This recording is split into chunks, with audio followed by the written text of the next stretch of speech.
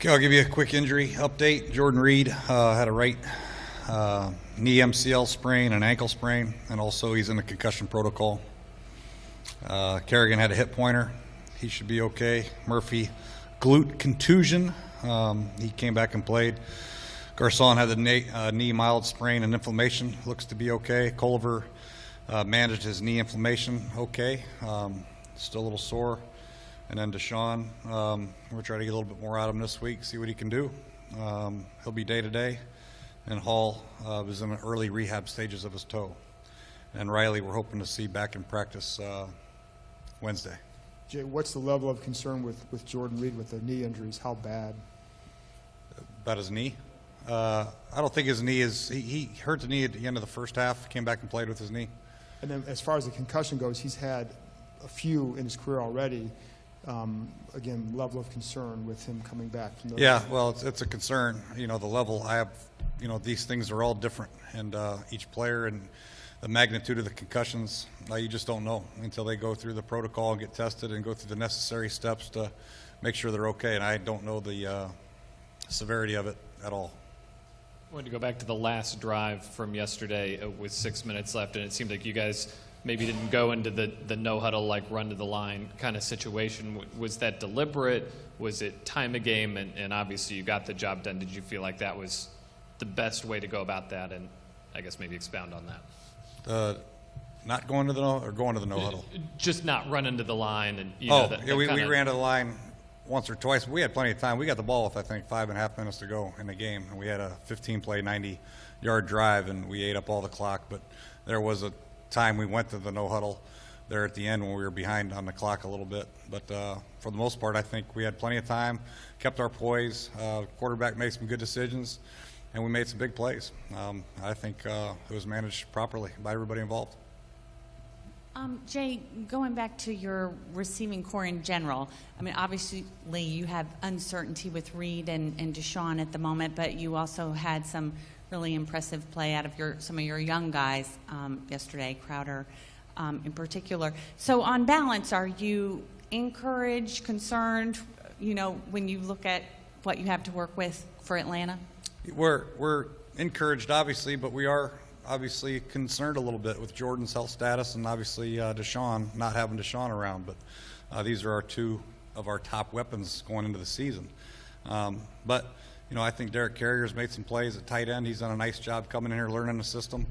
He's going to get more and more opportunities. Obviously, Ryan Grant played well. Crowder's playing well. Pierre's still Pierre. We got Andre Roberts still can play. And Ross has made a big play in the game. So I think we got the positions covered. We like to have our full arsenal of weapons healthy one time this year. But I'm happy with the guys who are playing the way they're playing. Quick follow-up on Crowder. Is it overstepping to say he has won the slot job over Roberts? No, it's not overstepping. It was clear in the game, I think. You know. Okay. Yeah. He's definitely our slot receiver right now, and Andre is a pro, and he can step in and play X, Y, or X and Z and zebra, our three receiver positions, and he's going to be a valuable player for us as the season goes on. Obviously, with the injuries that take place, he's going to be needed again. Jay, can we just stay along those lines, and can you expand on what type of message it sends to your locker room when you do bench a player for performance reasons like Andre? I think, you know, we've had to make these decisions, you know, with a lot of different positions, and not just the receiver, you know, offensive line and defensive line. And you know, Baker got the nod starting for the first time this game and responded with a couple sacks. You know, you try to play the best player, and I think the players understand that, and they appreciate that, and they understand it every day. They have to earn the right to be a starter on this football team, and every game they have to perform to keep their job, and that's the only way it can be. It's the only way it should be in pro football, and I don't think this is the only place that handles it like that. I think every football team, every baseball team, basketball team does the same thing. So it's a performance-based business. In order to keep your job, you got to perform at a high level, and that's what we're expecting from all our guys. Jay, on that final defensive drive after you guys take the lead, Joe kind of switched around Trent Murphy and Ryan Kerrigan flip-flop. We've seen that from time to time. Do you think that had a huge impact on what those guys were able each individually to do on that drive, or just something different? Just something different. I think they, they're both effective on both sides, and they responded with some big plays. Kerrigan had a couple sack opportunities that he missed that he'll make 9 times out of 10. Or 8 times out of 10, I should say, because he missed 2. But those guys are very versatile where they line up. You saw Kerrigan rush an A-gap one time, and Murphy can go up inside, and they're very effective. Jay, there was obviously a lot of talk this week about wanting to improve the pass rush, and you guys were able to. Looking at the film, were you happy with what you saw, particularly on the sacks? Yeah, I was pleased, no question. Preston got 1, Baker got 2, Kerrigan got 1, Murphy got 1.5, I think. So I don't know who else got 1, but it was an impressive performance by those guys. They have to keep working. They have to keep rushing and flying around to the football. And there were some times where you're a little frustrated because it felt like Bradford had all day, and he diced us a couple times. But I like their effort. That's number one. And for 4 quarters to be able to come like that, that hard, that often, I think was a great testament for their character and how hard they're working. To follow up on that, Preston Smith getting more time, do you foresee a rotate, pretty much 50-50 split with Trent Murphy, or do you see him getting more and more time even after that? I think they're going to sub, as long as they're just going to sub equally, probably 50-50 right around there. But Murphy's our starter, and he's playing well. He's a very good first and second down run player, and he showed the ability to pass rush yesterday. So, we like both of them, and they're in the developmental stages of their career. They're both getting stronger every day in the weight room, and they're both learning from the experience they have on game day. And the more experience they get, the better they're both going to be. So, I don't care who's in there between those two. I like them both, and they're both going to be good for us for a long time. You're getting pretty substantial contributions out of 5 members of the draft class. Is that something you expected out of these guys, especially out of the guys like Jarrett, the guys who were more near the end, and Crowder? Is that something you're expecting out of these guys, or is this more of a along the lines of a pleasant surprise?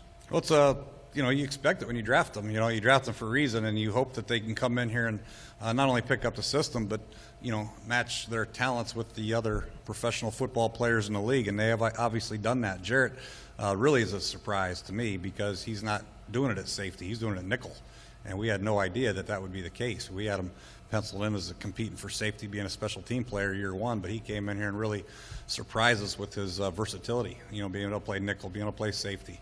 The smart football player that's very tough. Crowder, we kind of had a pretty good feel. The way he played in college is the way he's playing now. He's just a football player that you can see loves it, tough, quick, explosive. And we had a feeling about him and a good return guy. We had a penciled-in punt returner job for him, but for him to win the starting inside slot receiver is a testament to him and how quickly he picked it up in his production. So, when you draft guys, you have high hopes for them, but you never expect them to be this much of a factor this early, especially 4th, 5th rounders. Ross was a factor in the second half, the shot that you hit, and there's another one where you took late. Do you see defenses, when you go back and watch the film, do you see a defense take the top off a little bit, back up a little bit once you establish that that's a threat? No, they didn't. They were bump and run both times that we took shots with them. The one was in the slot. It was a little slot combination. So I think people are going to play the way they play. The same thing with Deshaun. You like to think that people are going to back way off Deshaun when he's in there, but they don't. They play their defenses, whether it's single high or 2 high, whatever their defensive scheme is, they play it. So we just have to make sure we get him more and more involved, and he will be as the season goes on. But he's definitely got the speed, and he's starting to become more comfortable in the offense. And then on the other side, the shots that they hit both were on Chris Culliver. Was there any conversation during the game of hey, man, are you all right? Can you run? And then how contentious was that conversation if it happened because of how competitive Chris is? No, we didn't ask him at all. He's a great competitor and played well. One was, one using a 3-deep zone, and really we should have had safety help. And Trenton didn't get back far enough. But, I think it was a great throw, great route, good catch. And the other one was a quarters type coverage. He was right there, bang, bang, great catch by Aguilar, one-handed catch by Aguilar. So those things are going to happen from time to time, and he's a very tough, competitive guy, and I'm just happy that he came out of this game healthy, and I'm glad he played.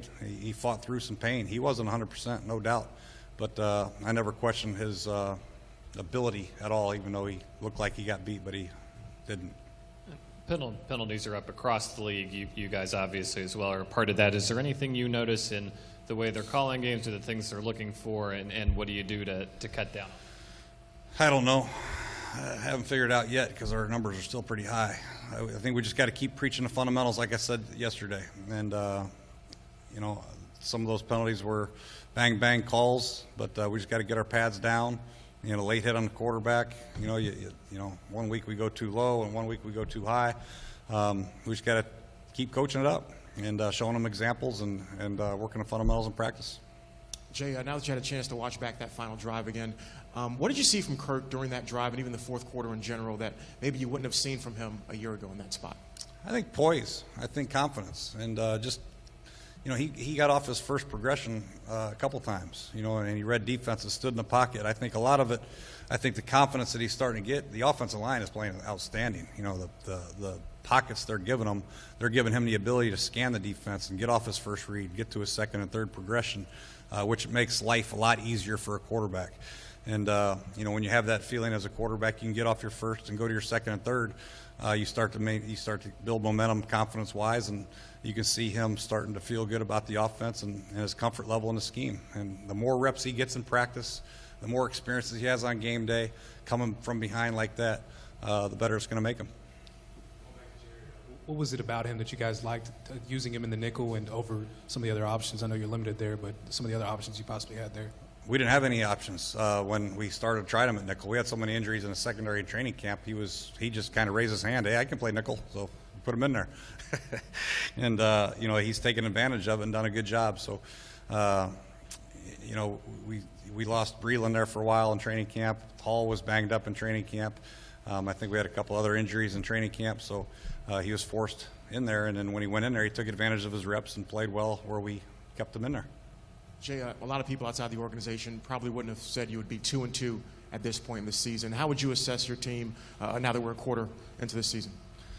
There's a lot of things we can improve on. Obviously, the penalties are an issue. Still, the turnover margin's -4. We got to try to fix that. But there's a lot of progress, I think, being made. You look back at the games you lost, and you try to, dang it, if we'd done this or this or this, chance to be 4-0. You look at the games we won, a couple things could happen. We could be 0-4. That's the way pro football is right now. But I like the fact that we're competing. I like the fact that our guys are giving great effort. And I think the way they're preparing, the coaches are preparing, it's going to pay dividends for us in the long run. So being 2-2, it's not 4-0, but we're tied for first in the division after the first quarter, and we're happy about that. You think this game kind of had contrasting philosophies as far as time of possession goes. Chip says he really doesn't care about it. You guys obviously like to hold it and control the clock.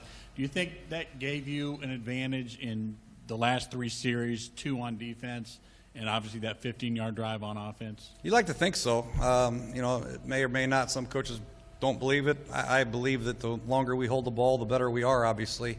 We're fresher on defense, obviously, and then offensively, we feel like we can wear people down. I think it showed in a couple of the games this year. I think it showed in the St. Louis game, and I think it showed there in the fourth quarter against Philadelphia. Long drives are created when you can convert on third downs, and we've been pretty good on third downs this year. I think we're 47%, which is our biggest improvement, I think, from last year offensively is the third down conversion rate and obviously the sack total. So as long as we keep converting these third downs at a 50% clip, we'll have these long drives and wear people down, and that's a big, strong belief in this offense and what we want to do in the fourth quarter, and that's run the ball, get Alfred more carries, get obviously Matt some more carries. He didn't get as many yesterday, but he'll get more as the season goes on. I'm going back to Kirk, that last drive. How important is it for a young quarterback to go out and show he can lead that kind of a drive, especially when he's kind of trying to establish himself that he is the guy on this team? It's important, especially for future games, to give him the confidence, give the team the confidence that, hey, we can do this. We're not out of it. This isn't a here we go again. This is let's go do it. And it's great to have that experience and to now back it up with some history, to show that he's taken a team 90 yards in 15 plays to beat a division rival. I think it's awesome for him and his confidence, the offense, the team in general. never give up and always feel like we have a chance to come back. That's a huge thing to have in the back of your mind as a football player. You've been around other quarterbacks who have done that. Do you see a leap in confidence after a game like that? Yeah, you do. You just, like I said before, it's just instead of, oh my gosh, pressing too much of like, oh, I got to do it this time I got to do it, you have that already feeling of accomplishment. You've already done it, so you have a little bit more poise about you when you go out there and have to do it again. And that's what we're hoping carries over, that, hey, this is no big deal. I got to come back again, and I've done it before, and I'll do it again. Jay, what was the message Matthew McConaughey delivered to your team? And for consistency's sake, you're going to fly him into Atlanta on Saturday. If he wants to come, you know, he's acting right now. He's doing a movie role. He looks a little different. But I don't know what his message was, man. I just know that everybody's looking at him in awe. He's a heck of a guy, a big Redskins fan, and got the team fired up. And, you know, if we have to fly him in, we will. That's up to Dan. Oh, Saturday night. Two quick ones. You obviously spoke highly of the offensive line play, specifically about. I'm sorry. Spencer Long. Have you had a chance to evaluate him? Or He played great. He really did. I was happy about the way Spencer played. He competed. He was great in the passing game and did some good things in the running game. And Morgan had another solid performance. And you know, those guys are playing well. You know, to throw the ball that many times against a pretty good Eagles pass rush and not give up a sack, really, I think it was an impressive outing by all of them. I think we had 400-plus yards of offense, and the line deserved a lot of that credit. And then quickly on the running backs, did Chris Thompson sort of move up in the pecking order because of the fumbles by Matt Jones, or more on the merits of Yeah, him? a couple of the runs he got were third down, and he got a couple first down specialty runs that we have for Chris. We're going to use all three of those backs, and some days it'll be different. You know, we always want to get all three of them involved, obviously, but there's only one ball, you know, so we do the best we can to spread it out to all three backs, all the receivers, the tight ends. So, you know, we'll figure it out on game day who's got the hot hand. Jay, looking ahead a little bit, is there any advantage that can be gleaned at all from facing Kyle Shanahan? Obviously, there are a number of people in this building who still are very familiar with his tendencies, his schemes, things he likes to do. The only advantage we have is if Kyle decides to play, but he's doing a great job at Atlanta. He's got a great cast over there that he's coaching. You know, Matt Ryan is one of the top quarterbacks in the league, and Julio is, you know, he's unbelievable. And Freeman's running the ball extremely hard, and you know, he's got a great plan for those guys. So it'll be a great challenge for us, you know, especially at their place. It's a fast surface up there. They play fast. Their defense plays fast. It'll be a great challenge for us. Okay, I have to go back to the McConaughey stuff. How did that come about? What? With Matthew McConaughey coming to talk to you guys. He was in town for a charity event, and he's good friends with Dan, and he was in the hotel, and we just had him come over. It wasn't planned or anything like that. He was there, so we just invited him over, and huge Redskins fan, had a good talk to all our guys and got them fired up, and that's it. Thanks, Coach.